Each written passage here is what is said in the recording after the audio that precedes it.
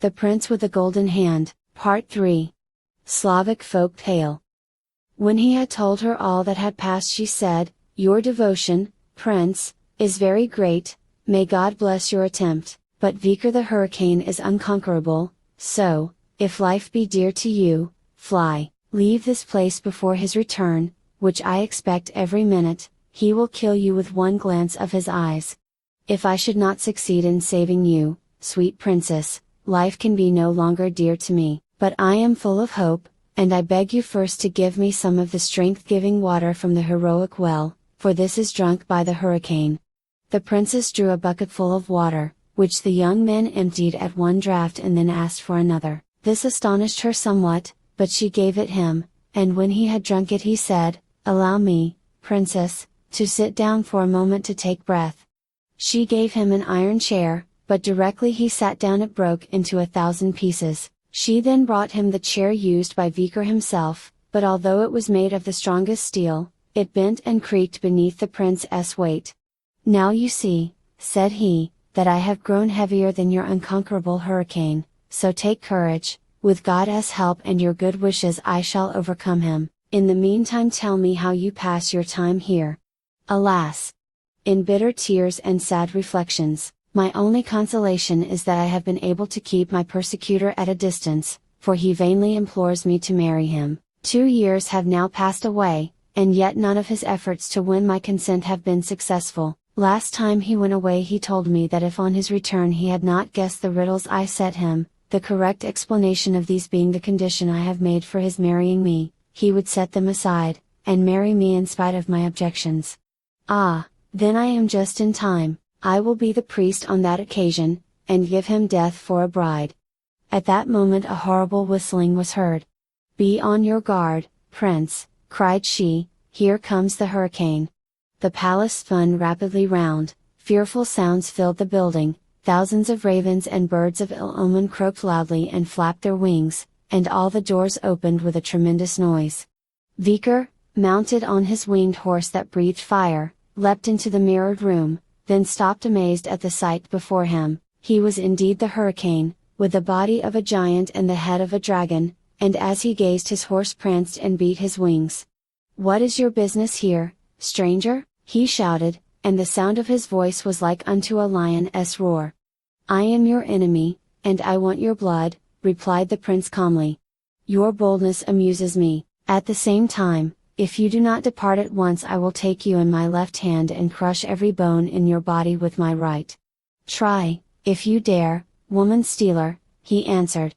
Vikar roared, breathing fire in his rage, and with his mouth wide open threw himself upon the prince, intending to swallow him, but the latter stepped lightly aside, and putting his golden hand down his enemy's throat, seized him by the tongue and dashed him against the wall with such force that the monster bounded against it like a ball, and died within a few moments, shedding torrents of blood.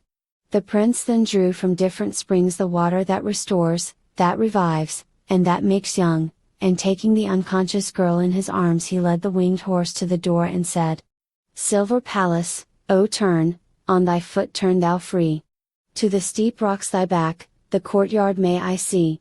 Whereupon the palace creaked round on the cock's foot, and the door opened on the courtyard. Mounting the horse he placed the princess before him, for she had by this time recovered from her swoon, and cried, "Fiery horse with strength of wing! I am now your lord. Do my will in everything. Be your law my word. Where I point there you must go. At once, the way you know." And he pointed to the place where his brothers lay frozen in death. The horse rose, pranced, beat the air with his wings, then, lifting himself high in the air, came down gently where the 2 princes were lying. The prince with the golden hand sprinkled their bodies with the life-restoring water, and instantly the pallor of death disappeared, leaving in its place the natural color. He then sprinkled them with the water that revives, after which they opened their eyes, got up, and looking round said, "How well we have slept, but what has happened, and how is it we see the lovely princess we sought in the society of a young man, a perfect stranger to us?" The prince with the golden hand explained everything, embraced his brothers tenderly, and taking them with him on his horse, showed the latter that he wished to go in the direction of Yaga's cottage. The horse rose up, pranced, lifted himself in the air, then, beating his wings far above the highest forests, descended close by the cottage. The prince said, "Little cot, turn around, on thy foot turn thou free. To the forest thy back, but thy door wide to me." The cottage began to creak without delay, and turned round with the floor facing the travelers. Old Yaga was on the lookout, and came to meet them. As soon as she got the water of youth she sprinkled herself with it, and instantly everything about her that was old and ugly became young and charming. So pleased was she to be young again that she kissed the prince's hands and said, "Ask of me anything you like, I will refuse you nothing." At that moment her two beautiful young daughters happened to look out of the window, upon which the two elder princes, who were admiring them, said, "Will you give us your daughters for wives?" "That I will, with pleasure," said she, and beckoned them to her. Then curtsying to her future sons-in-law, she laughed merrily and vanished. They placed their brides before them on the same horse, while the prince with the golden hand, pointing to where he wished to go, said, "Fiery horse with strength of wing, I am now your lord. Do my will in everything. Be your law my word. Where I point there you must go. At once, at once. The way you know." The horse rose up, pranced, flapped his wings, and flew far above the forest. An hour or two later he descended before the palace of the golden-haired princess's parents. When the king and queen saw their only daughter who had so long been lost to them, they ran to meet her with exclamations of joy and kissed her gratefully and lovingly, at the same time thanking the prince who had restored her to them. And when they heard the story of his adventures they said, "You, prince with the golden hand, shall receive our beloved daughter in marriage, with a half of our kingdom, and the right of succession to the remainder after us. Let us, too, add to the joy of this day by celebrating the weddings of your two brothers."